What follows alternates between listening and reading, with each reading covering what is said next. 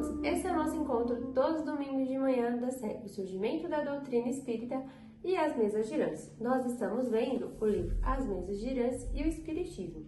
No vídeo anterior, nós estávamos vendo o item 22 desse livro e nós dividimos em duas partes, também por se tratar de um item grande. Então, dando sequência aqui, nós vamos ver agora sobre os itens. Os médiuns são ventrículos, hipótese insustentável demonstrada ao cônjuge Gasparim, a teoria do longo perônio e os espíritos batedores, a teoria do curto perônio de Dr. Lamballe, argumentos que lhe se contrapõem, críticas várias, inclusive a de Kardec. Continuando aqui, ele vem nos dizer, que Gasparim terminava, nós estávamos falando sobre as declarações de Gasparim, sobre o que Babinete vinha fazendo de comentários, e ele ainda termina falando que seria muita impossibilidade, que 60 mil médiuns e 500 mil adeptos durante 6 anos enganassem e fraudassem todos os dias em todos os lugares, sendo ventrículos, ou fazendo barulhos, ou tendo contrações musculares, sempre iguais, Então era uma situação muito difícil por se tratar de muitas pessoas, E aí ele vem continuando aqui, falando que também, em 1878, o fonógrafo Edison, da Academia da Ciência de Paris, ele também foi fazer os seus exames, e ele foi falar que realmente, tudo isso era uma ilusão da ventriloquia. Então, também falando que era absurda a existência ali dos espíritos. E ele continua citando que Babinete, mais uma vez, falhou em tentando mostrar as suas teorias, as suas suposições. E aí, eis então, que eles falam que os ruídos que surgiam dos móveis, que estavam acontecendo, devia-se a contração musculares que estavam acontecendo ali, que eram audíveis, e onde surgiu a teoria do longo perônio. Como que surgiu essa teoria? Essa teoria foi formulada por Napoleão III, Dr. Pierre-François Rainer, que ele era da Academia de Medicina da época, e eles fizeram isso em 1854, no primeiro trimestre, junto com o Dr. Robert Lamballe.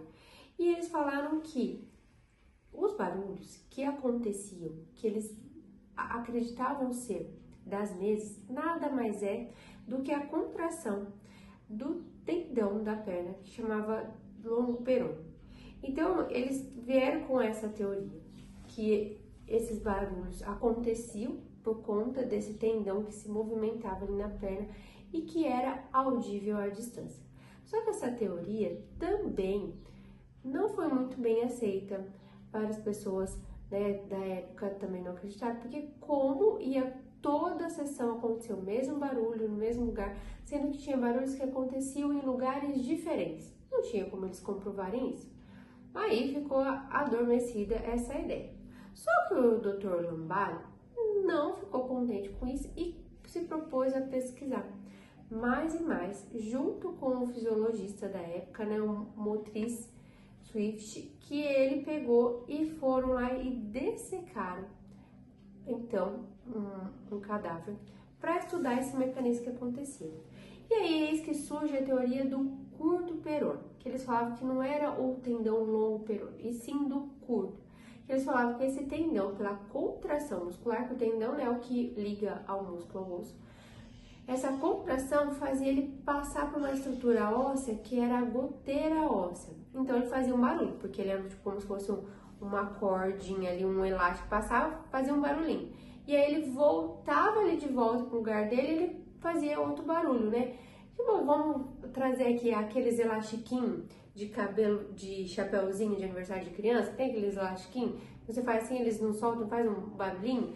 Eles queriam dizer que era mais ou menos isso, que o tendão, na hora que ele passava pela estrutura, ele fazia um barulho, na hora que ele voltava, ele fazia esse barulho. E aí, com essa teoria, eles iam excluir toda a possibilidade de existir espíritos ali nesse tipo de comunicação. E aí surgiu, então, a teoria dos músculos estalantes, que eles vieram trazer aqui pra gente.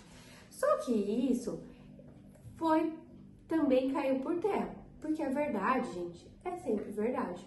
Ela, uma hora, ela vem.